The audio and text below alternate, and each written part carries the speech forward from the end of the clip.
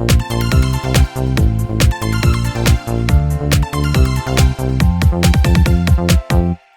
semua, nah jadi di episode pertama dari Achievers Talk kali ini saya tidak sendirian, melainkan saya mengundang salah satu tamu yang sangat spesial, yaitu kita langsung sambut aja nih, Pak Agung.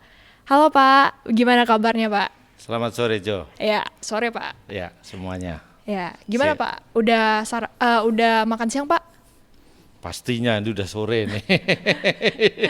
Oke deh. Iya, iya, iya. Oke. Sebelum itu saya ingin mengucapkan terima kasih banyak Pak udah menyempatkan waktu untuk bisa datang di sekolah kita, apalagi udah mau ikut sebagai salah satu perdana dari episode Achievers Talk kita Pak. Terima kasih banyak. Oke, mungkin di podcast kali ini kita bakal ngomong lebih santai-santai aja ya Pak ya. Kita Boleh. bahas-bahas seputar Boleh. tentang yang lagi viral, yang lagi gimana gitu Pak. Oke, saya mau tanya Pak, beberapa akhir ini kegiatan dari Polda Riau ngapain aja sih Pak? Udah menjelang mau Natal dan Tahun Baru. Akhir tahun biasa kita selenggarakan kegiatan pengamanan Natal dan Tahun Baru. Pengamanan Natal dan Tahun Baru kalau kondisinya normal, kita fokus untuk kegiatan perayaan di gereja dan perayaan-perayaan lain di tempat lain karena merayakan Tahun Baru. Tapi rasanya 2 tahun ini kita merayakan dalam kondisi pandemi. Tentu ini kita dalam penanganannya juga berbeda. Oh, Ya, oke. tapi ya itu pasti kita garap dengan baik lah nantinya. Ya hanya kita ingin bahwa akhir tahun ini tentu harus menyiapkan untuk tahun yang akan datang lebih baik. Jadi kita bisa melihat, biasanya kita evaluasi setahun ini kita bagaimana. Dan ya hal-hal yang baik kita terusin, yang buruk kita tinggalin. Oke, kalau boleh tahu penanganan seperti apa nih Pak? Karena kan lagi masa pandemi kan, jadinya sistemnya gimana sih Pak? Boleh dijelaskan sedikit nggak? Gitu. Ya, pandemi COVID ini situasinya naik turun. Kita mengalami apa disebut dengan gelombang pertama, Benar. kenaikan COVID, kemudian masuk lagi kemarin Juli Agustus gelombang kedua. Dan tentu kita ingin cegah gelombang ketiganya.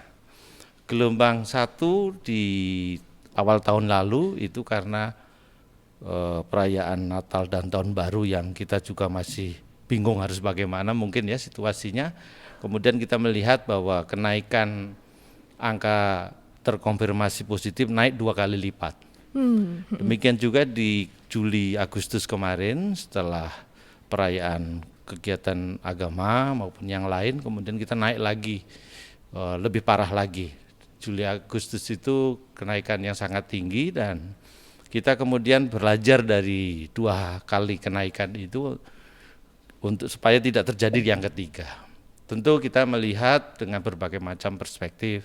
Untuk yang pertama tentu kita lihat gelombang 1 dan kedua itu kita belum terlalu optimal dalam vaksinasi mamanya. Tapi kita lihat di gelombang ke akhir-akhir ini kita sudah maksimum. Hari ini untuk Riau masyarakatnya yang divaksin sudah 51% lebih sedikit. Dan kemarin Pak Presiden minta akhir tahun ini harus 70%. Jadi hari ini lagi seru-serunya program vaksinasi untuk mencapai target itu. Jadi memang dalam bekerja kita lebih suka yang jelas targetnya. Jadi kepolisian juga punya target-target yang objektif harus dicapai. Seperti bagaimana pengendalian keamanan, ketertiban, kelancaran dan keselamatan lalu lintas, terus pengendalian narkoba, terorisme dan pengendalian keamanan secara umum yang lainnya. Tapi juga kita harus terus mengendalikan bagaimana mengarahkan perilaku masyarakat agar lebih produktif, agar lebih baik untuk bisa bersanding, berkompetisi dengan provinsi lain, dengan negara lain dan seterusnya. Ini satu hal yang insight mungkin tidak nampak, tapi kita harus terus kelola agar agar hasilnya nampak nantinya bahwa masyarakat Riau itu kemudian siap menghadapi perubahan-perubahan besar di waktu yang akan datang. Oke. Saya yakin juga di sini ada beberapa teman yang besarnya nanti mau kayak Bapak nih cita-citanya jadi Irjen Pol. Nah, kira-kira Pak, kalau boleh tahu tahapannya apa aja ya Pak yang dibutuhkan? Misalnya dari tamat SMA kita harus ngapain aja gitu untuk bisa sampai di posisi seperti ini. Ya, saya ingat suatu saat saya pergi ke SMA Taruna yang di Magelang itu, saya dengar di dalam dormitorinya ada anak-anak sedang berkumpul dan berdiskusi. Dia mengatakan, saya calon jenderal, kita calon jenderal, kita calon pemimpin. Ya, saya waktu itu sudah lulus Akpol, pangkat saya masih Pama, jadi saya mendengar ini cita-cita yang sedang mereka bangun. Jadi membangun satu cita-cita sejatinya tidak datang begitu saja pastinya ya, tapi harus melalui satu konsepsi. Banyak hal yang kita bisa pelajari sebenarnya untuk bagaimana kita mencapai atau meraih satu hal yang kita harapkan terjadi pada hidup kita. Tapi banyak hal yang kemudian kita harus mengikuti sesuai dengan umur kita. Kita harus siapkan seperti apa. Jadi sejatinya boleh-boleh saja ketika SMA kita mengatakan, karena saya SMA Taruna, kemudian mengatakan saya calon jenderal. Tapi apakah sejatinya jadi jenderal semua? Saya lulusan Akpol tahun 88, itu teman saya 187, yang jenderal hanya 20%. Yang lainnya Wah, tidak 20%. jenderal. Jadi saya di Rio ini juga masih ada teman saya satu angkatan yang pangkatnya 4 level di bawah saya. Itu tentu karena berbagai macam hal ya. Kesempatan mungkin sudah diberikan untuk menjadi bagian dari calon jenderal, tapi apakah kesempatan itu bisa diraih? Ini yang kemudian harus dikelola. Bagaimana mencapai tadi pertanyaan, bagaimana mencapai sampai dengan Irjen, jadi Kapolda, mungkin begitu ya. Saya rasa saya ingin mengatakan di sini bahwa kita harus yakin bahwa kita adalah manusia. Manusia itu dikelola dengan cara manusia. Kita bukan robot yang dikelola dengan mesin. Manusia harus paham bahwa dia diciptakan oleh Tuhan. Maka kemudian kita mesti mengelola bagaimana hubungan kita dengan Tuhan seperti apa. Pertanyakan pada diri kita, apakah kita dekat sama Tuhan atau jauh sama Tuhan. Itu rasanya akan membimbing kita nantinya untuk kemudian kita akan mengambil pilihan-pilihan seperti apa. Jadi kalau saya saat ini pangkatnya jenderal, jadi polisi begitu, saya memilih jadi polisi itu sejak SMP. Oh, dari SMP berarti udah ada cita-cita ya Pak ya? Ya, dari SMP saya melihat polisi karena ya lingkungan mungkin apa saya yang lihat, tapi kalau menurut saya karena saya banyak nonton film detektif, baca komik detektif, itu membuat tertarik. Oke. Dan itu diuji ketika saya seleksi masuk Taruna. Taruna itu kita dulu diseleksi untuk 4 angkatan, polisi, angkatan darat, angkatan laut, angkatan udara. Di ujung seleksi ditunjukkan hasilnya, bahwa saya hasilnya nilainya tertinggi dan potensinya adalah untuk menjadi penerbang angkatan laut. Mantap. Ya, tapi keren. Di akhir seleksi itu saya mengatakan bahwa saya ingin jadi polisi, bukan ingin menjadi angkatan laut. Lalu dari semua yang menyeleksi mempertanyakan saya, kenapa kamu tetap ingin jadi polisi padahal kamu nilainya paling tinggi adalah untuk jadi penerbang angkatan laut. Jadi saya berkata bahwa saya ingin apa yang saya pikirkan sejak saya kecil itu terwujud. Itulah cita-cita mungkin ya. Tapi ada satu pertanyaan yang bagi saya menarik dan itu menginspirasi saya untuk selanjutnya melihat potensi-potensi yang ada pada orang. Pertanyaan dari penguji itu adalah begini, apa yang sudah Anda siapkan untuk jadi polisi? Jadi saya menjawab bahwa saya Kensi, saya dulu ikut perguruan Kempo, sabuk saya coklat, Jadi saya katakan bahwa Bapak penguji boleh mencoba saya. Jadi silakan kalau mau mencoba saya maju ke depan dan kita boleh randuri atau yang lain. Jadi itulah yang membuat semua penguji mengiyakan, oke, kamu jadi polisi. Jadi saya rasa di saat-saat tertentu ketika kita menghadapi pilihan-pilihan yang sulit, sejatinya semua akan mengikuti sejauh mana apa yang sudah kita siapkan pada diri kita. Kalau kita siapkan hal yang lain, mungkin kita akan diarahkan menjadi hal yang lain. Tapi kalau kita sudah siapkan pada hal yang kita memang ingin tuju, dengan pertolongan Tuhan, tentu dengan tangan Tuhan, itu akan kita dapat diwujudkan. Dan jadi menjadi polisi bagi saya, satu, mewujudkan cita-cita saya yang saya pikirkan sejak saya SMP. Jadi ketika saya jadi polisi, dari awal pangkat Ibda, itu saya pikir saya harus lakukan sesuatu. Saya harus menjadi sesuatu yang bermanfaat. Yang seperti idealnya polisi harus seperti apa. Jadi kemudian berkarirlah saya di polisi sejak pangkat Ibda, Ibtu sampai AKP. Di karir awal itulah saya mencoba belajar dari apa yang saya lihat. Banyak hal yang saya lihat tidak ideal. Suatu saat saya menjadi perwira siaga yang jaga malam itu di Mapolres. Waktu itu saya tugas di Polres Salatiga, saya perwira jaganya. Lalu ada kejadian bahwa ada kejadian pencurian untuk ditangani. Kejadian pencurian itu kan yang harus menangani adalah bagian reserse. Jadi bagian reserse dihubungi kok tidak bergerak-bergerak.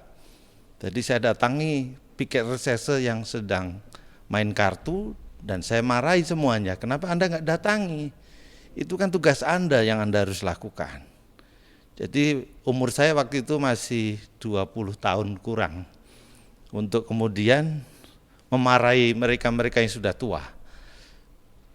Dan saya rasa itu menjadi awal saya melihat bahwa hal yang ideal harus diluruskan. Saya kemudian mengarahkan bagaimana kita menyampaikan pada mereka bahwa masyarakat di luar itu membutuhkan kita. Kenapa kita duduk-duduk saja di kantor? Dan itu saya rasa menjadi hal yang membuat lingkungan kemudian lama-lama bukan kami yang mengikuti lingkungan, tapi lingkungan yang mengikuti kami. Karena kita dudukkan setiap tugas itu dengan sebaik-baiknya. Artinya mari kita wujudkan yang ideal. Apa yang diharapkan masyarakat paham bahwa polisi punya banyak hal yang diharapkan oleh masyarakat. Idealnya kita bisa memberikan harapan-harapan itu kepada masyarakat. Dan itulah yang kemudian saya coba jalankan. Walaupun tidak semuanya kemudian mulus. Saya menjabat jadi Kapolsek yang tanda kutip sepi gitu ya. Kemudian ada teman saya yang saya lihat sih biasa-biasa saja ya, tapi di tempat yang ramai. Kalau di polsek yang sepi kan perlengkapannya juga sedikit, tapi kalau yang ramai perlengkapannya lengkap. Saya ingin berharap saya bisa mengoperasionalkan perlengkapan di kepolisian yang banyak. Ya, tapi itulah bahwa kita akan menghadapi hal-hal yang sifatnya adil atau enggak sih. Lalu kita menempatkan yang mau kita capai itu apa, yang mau kita harapkan dari itu apa. Kalau kita hanya mengeluh kesahkan tentang perlakuan yang tidak adil dan seterusnya, saya pikir tidak akan ada selesai. Jadi kita mesti harus mewujudkan dengan usaha dan objektif hasil atau kontribusi yang bisa diukur. Jadi saya walaupun polsek yang sepi, Staf saya tak suruh lihat apa yang dilakukan di Polres. Oh, di Polres hari ini menahan orang 15 orang. Saya bilang kita harus bisa menahan lebih dari 15 orang. Mantap. Itu untuk memacu kita semua bahwa kita Benar, lebih benar. bagus daripada yang lain. Iya. Dan itu yang kemudian saya pikir menjadi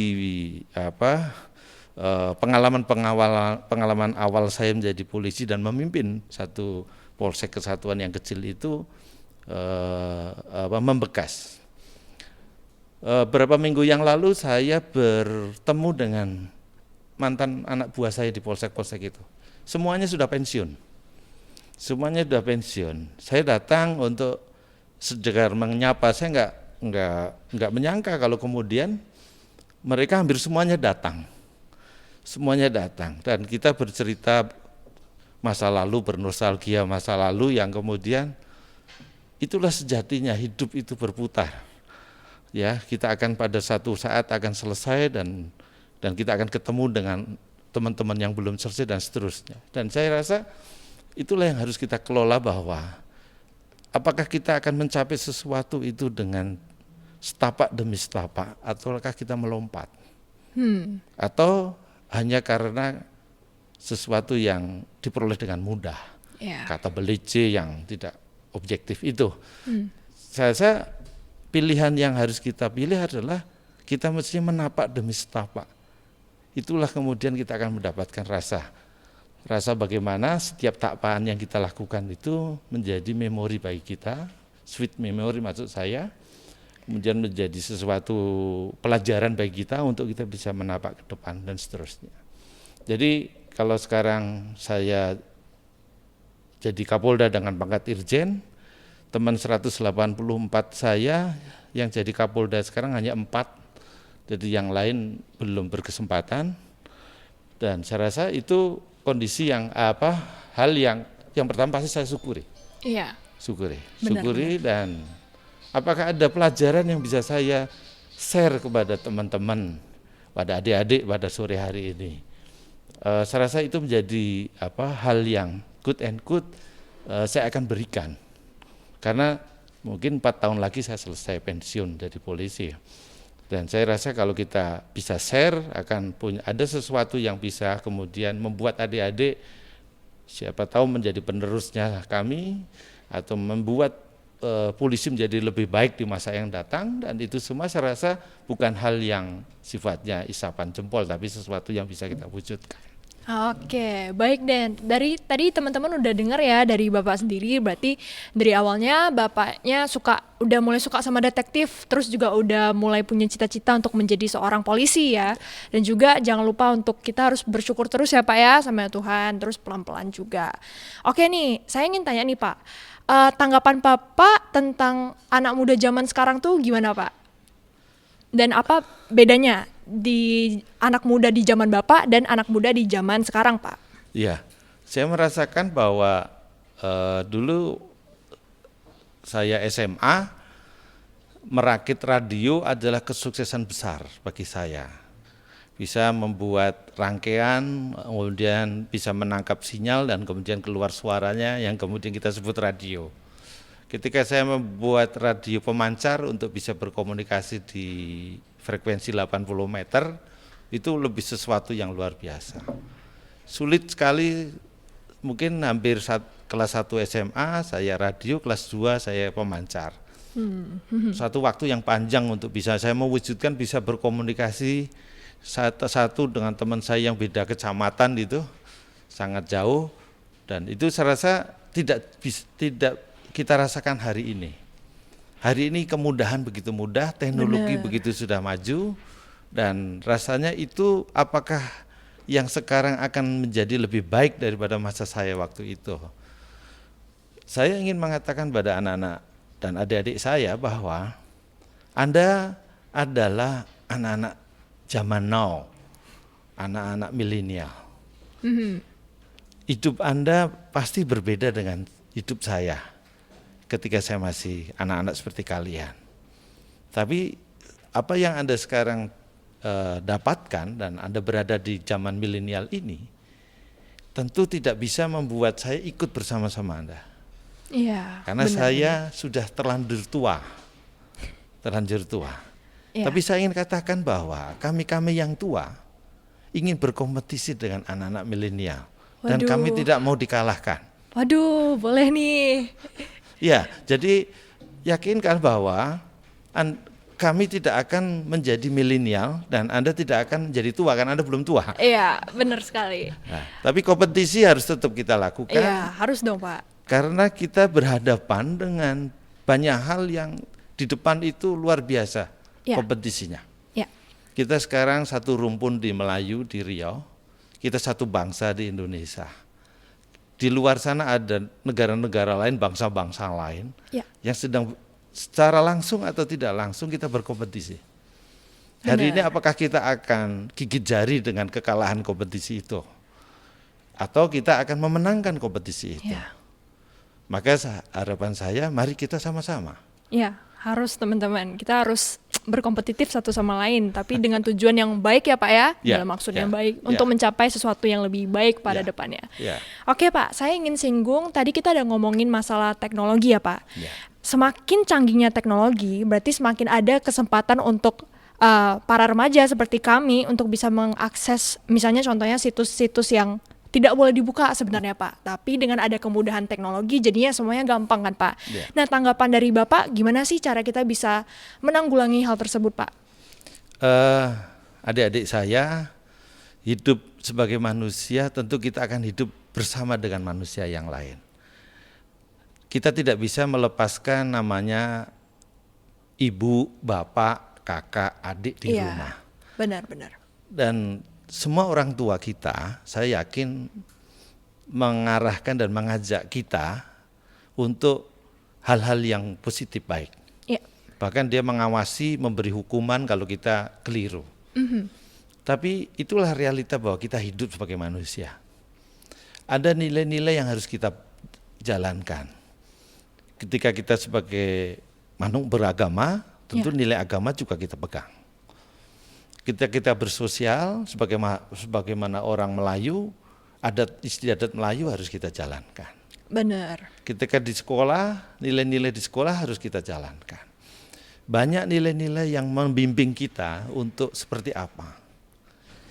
Kita harus di era atau di masa anak-anak muda ini, energi, pikiran, dan kondisinya memang penuh dengan letupan-letupan. Iya, benar Pak. Saya rasakan juga hal tersebut.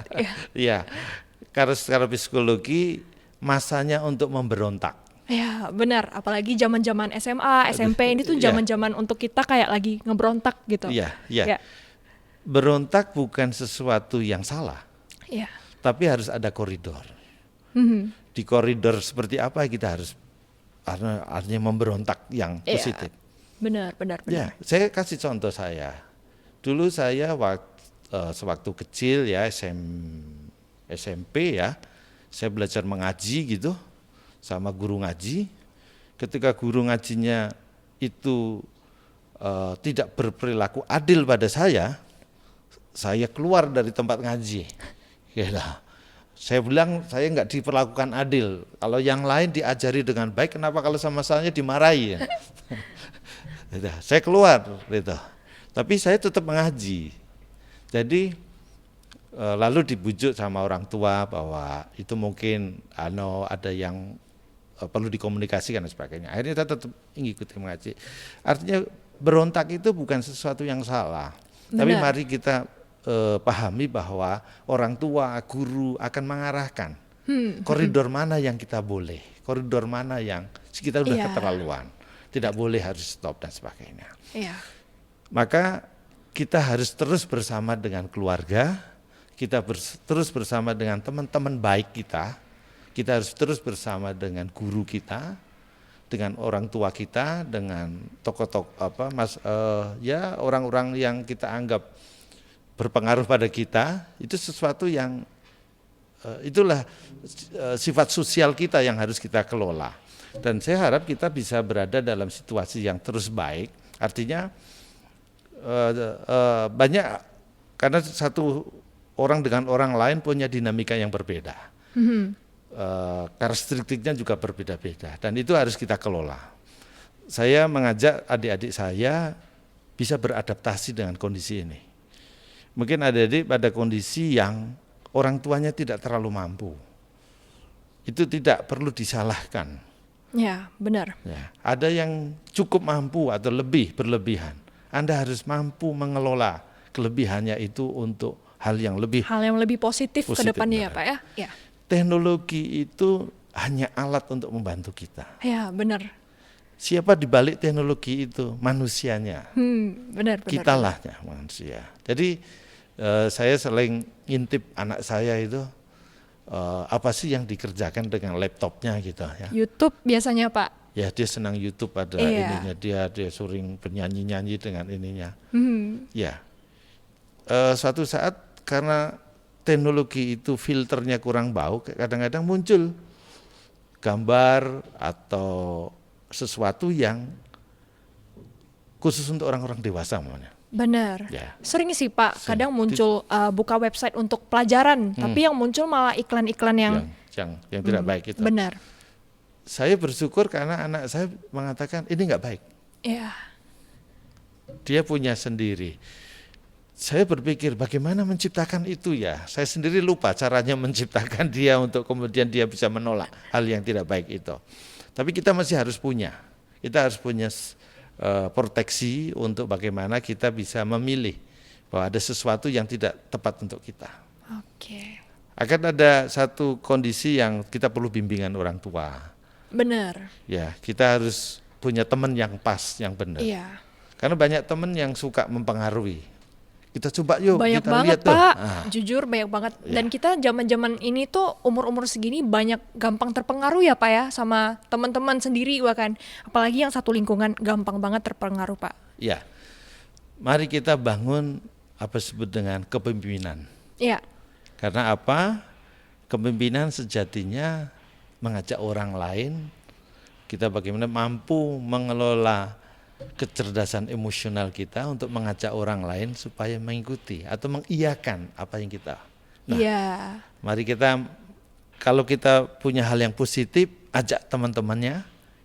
Sejatinya kita sudah berlatih untuk menjadi pemimpin. Benar. Tuh ada catatan tuh untuk teman-teman semua. Mari kita terus sebarkan positivity ya Pak ya, melalui kepemimpinan gitu. Oke deh Pak. Pak, saya mau bertanya lagi nih Pak. Zaman sekarang banyak yang contohnya narkoba gitu. Nah dari Bapak sendiri gimana sih cara kita bisa stopkan Pak? Ya, kadang-kadang kita terlalu simpel melihat pengaruh orang pornografi, narkoba, itu kita terlalu simpel melihatnya. Kita harus paham bahwa mereka mempengaruhi kita itu dengan cara yang sangat halus. Kadang-kadang kita nggak terasa.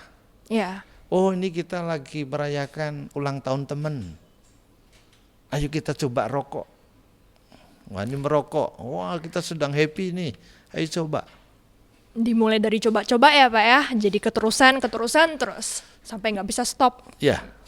Karena sejatinya apa yang kan kita punya kecenderungan sebagai manusia. Apa yang menyenangkan kita ulangi. Iya. Apa yang tidak menyenangkan kita hindari. Benar. Jadi kita harus memahami bahwa kesenangan itu ada batasnya. Iya. Dan kita harus kelola itu. Tidak semuanya harus kita ikuti. Kalau itu kesenangan dengan tadi minuman keras, dengan narkoba, coba pikirkan dulu. Saya berpesan, kalau yang muslim mudah, karena agamanya mengharamkan minuman keras. Tapi sejatinya itu value agama. Orang tua kita sebenarnya walaupun muslim atau non muslim juga punya value yang dibangun, yang disepakati bersama dalam satu keluarga. Kan kita tidak boleh makan yang ini, tidak boleh narkoba, tidak boleh merokok. Mari kita ikuti value itu. Jadi sejatinya nilai-nilai positif itu ada di banyak tempat. Di sekolahan pasti melarang merokok, melarang narkoba. Benar. Nah itu yang harus kita terus ikuti nilai-nilai baik itu. Dan kemudian tadi yang halus-halus mempengaruhi kita, kita harus punya pilihan. Harus pandai ya melihat yang mana yang boleh diikutin, yang mana nggak boleh diikutin. Tidak. Ya. Memang pengalaman dan bimbingan, referensi, serta apakah kita akan mengiyakan yang buruk itu atau tidak akan mempengaruhi kita. Ya, benar. Maka adik-adik saya bicara dengan orang tua apa adanya, diskusi yang jujur akan sangat membantu. Bahwa kemudian orang tua akan punya, karena pengalaman tentunya akan punya cara untuk bagaimana kita semuanya kemudian dihindarkan dari pengaruh-pengaruh negatif. Oke. Jadi kata jujur menjadi penting bagi kita, walaupun di era yang muda ini yang penuh letupan-letupan pemberontakan ini, kadang-kadang kita suka sedikit ya tutup-tutupi gitu. Iya benar, mulai tertutup sama orang tua ya Pak ya, Ya. padahal kan harusnya orang tua kita terbuka aja dah gitu. Ya, hidup itu apa adanya. Benar. Itu lebih bagus, Ya, benar, sangat bagus. Tapi kalau kita sudah menutupi sesuatu, sejatinya kita sedang mengurangi keindahan dari hidup yang luar biasa indah ini. Oke deh. Pak, saya ingin tanya dong, menurut Bapak pribadi, Dharma Yuda itu di mata Bapak bagaimana sih? Dan apa aja harapannya ke depannya untuk sekolah kami?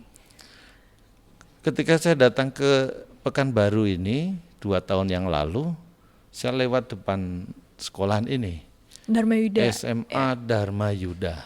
Ya. Itu dalam benak saya kalau tulisan Yuda biasanya itu yayasannya TNI itu.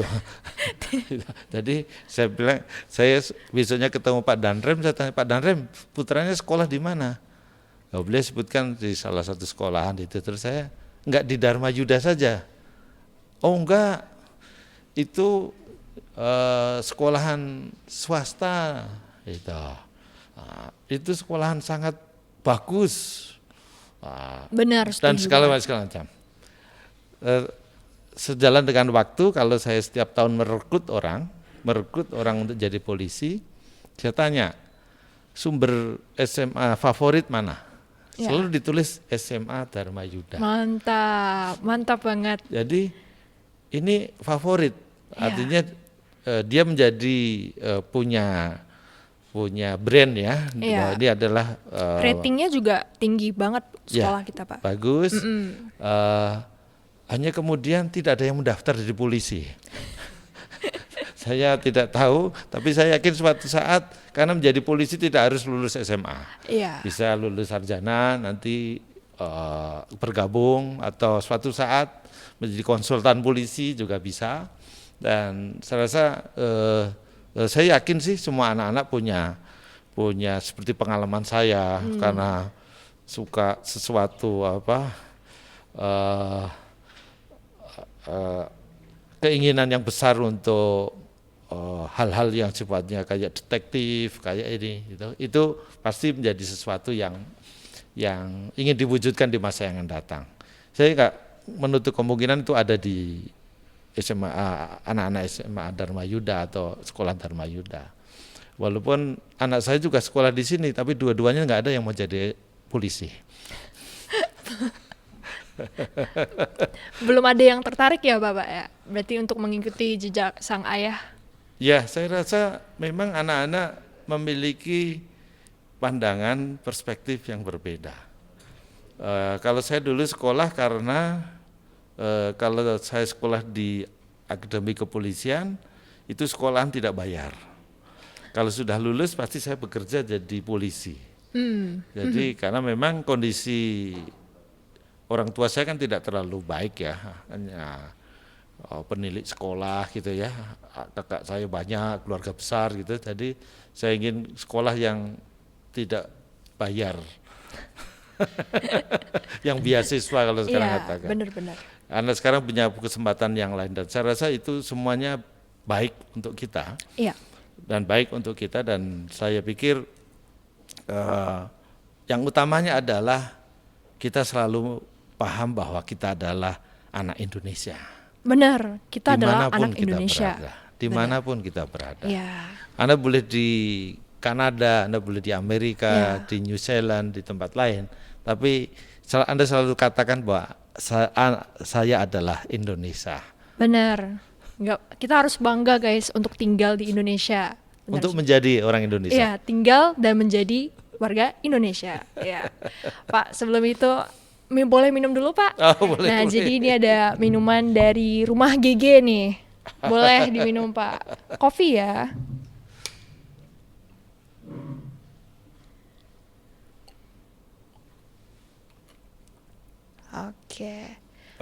Oke Pak. Pertanyaan terakhir nih Pak, saya ingin tanya. Kira-kira harapan Bapak untuk para remaja seperti kami apa aja Pak? Boleh disampaikan Pak. Adik-adik saya sekalian, Anda boleh berada di mana saja. Kalau di Riau, Anda boleh di Meranti, di Rangsang, di Rupat, di pulau-pulau terluar sana, atau Anda berada di Pekanbaru. Ya.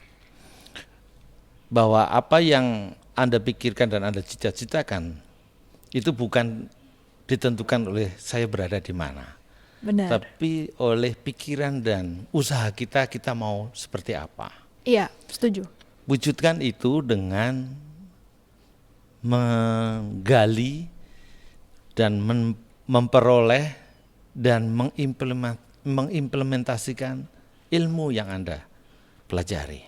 Oke. Tanpa ilmu, Anda akan tersesat kemana-mana. Tanpa pengetahuan, Anda tidak tahu harus bagaimana. Maka ilmu dan pengetahuan harus terus digali. Hari ini bulan Desember ya, tahun 2021.